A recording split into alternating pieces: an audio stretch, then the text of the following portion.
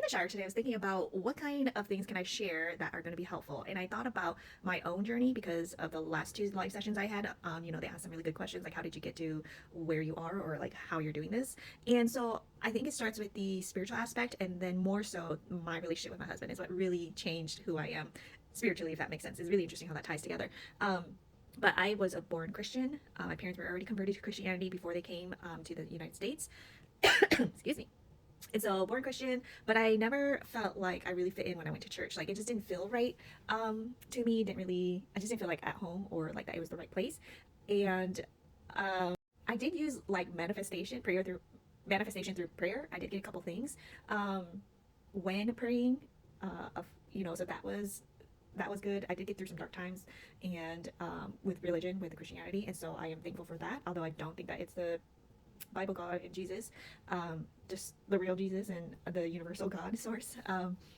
And then so I've always kind of been in spiritual stuff, so religion, and then I started watching Ancient Aliens. On the History Channel, it was just like making me question some things, and then I got interested in aliens, and that's how I got into spirituality, which the whole law of the attraction and the secret, and I think the first part about the aliens is what actually got me to get Dolores Canyon, which is the creator of QHHT. She's now passed and her daughter's running the business. But because she was doing a lot of sessions on alien abductees, that's how I got into spirituality. Because at that point, I didn't even think there was anything spiritual about it. It was just aliens taking people and she was bringing them into hypnosis and then going through that journey. And then they were talking about past lives and things like that.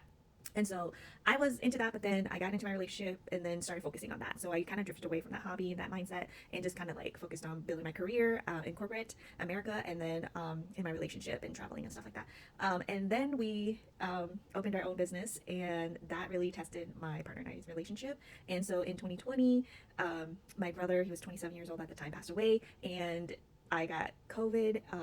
And was in bed for 5 days, fever and chills 5 days straight.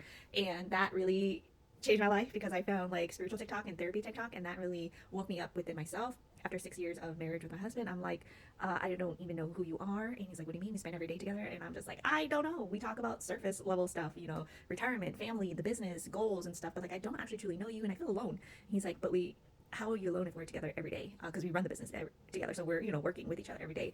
And so that really catapulted me into healing myself for the relationship, and in turn clearing like dense energies and helping me learn about soul retrieval, inner child retrieval, and reintegration, and healing myself, my shadows, programs, subconscious program, learning from others.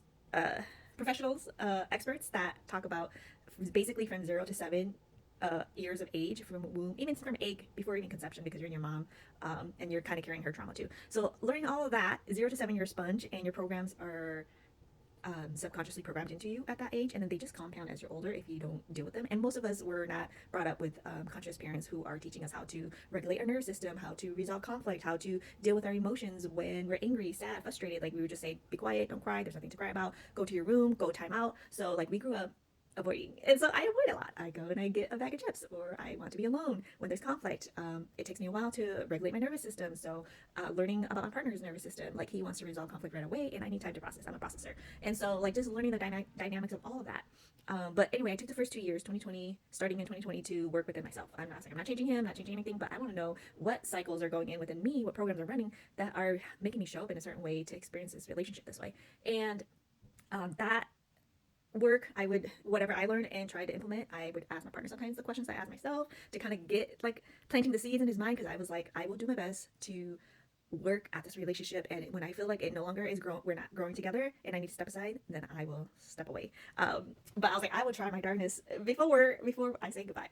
I come from a family of divorce, so it's pretty normalized for us to say we'll just get a divorce, but his family does not. And so I'm not saying that either way is right, because if you come from a family divorce, you kind of are like, okay, we can always divorce. But if you come from a family where we don't divorce, you kind of like suffer together. So neither side is perfect and right. I do believe that sometimes people just aren't meant to be with one another forever. Like it doesn't work that way. It's never just black and white. It's very nuanced. And so I was like, I'll just do my best and we'll go from there.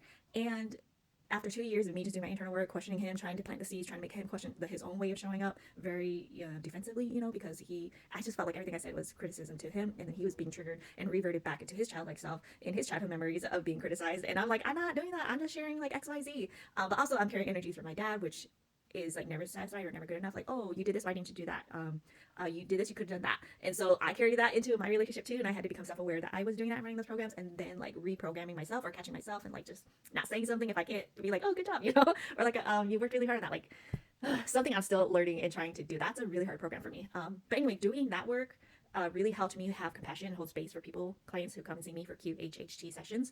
I just really allow them to have the space. I can understand we all grew up differently. We all have different programs, and like, oh, I see why you would have showed up that way, or they would have showed up that way, or how they could have, it doesn't excuse it. It explains it. It helps us understand. And by understanding, we can have more compassion about how we're feeling and how they showed up. And then there's just more ease and neutrality overall. So we're not so judgy, angry, upset, XYZ, whatever emotion you want to insert there. So learning a lot about that really healed and cleared the dense energy within me in the past 6 years. Like, I'm a person in the making of 6 years, of course my whole life, but like deeply intensely intentionally in the past 6 years. So I guess I'll just wrap it up there, because that's kind of how I got to here, is like doing all that inner work, doing the inner child drill, past life clearing, ancestral clearing, all these things, all sorts of different things to get me to who I am today, to have the perspective and the energy and the mindset that I do.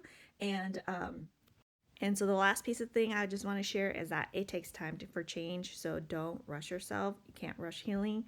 That's a lesson I learned 1 year where I was trying to heal something. And at the end of that journey, what I was trying to heal didn't heal at all. The lesson was like, don't rush your healing. So I spent the whole year doing who knows what. Just it did. I learned a lot, but like the main lesson was like, you can't rush it. We spent 30 plus years being this person. It's going to take time for us to unlearn and learn new behaviors and show up differently. So have patience with yourself and know that it takes time. You might not see change. You might do your reflection a year from now and see the difference. I reflect every year, and I'm just like,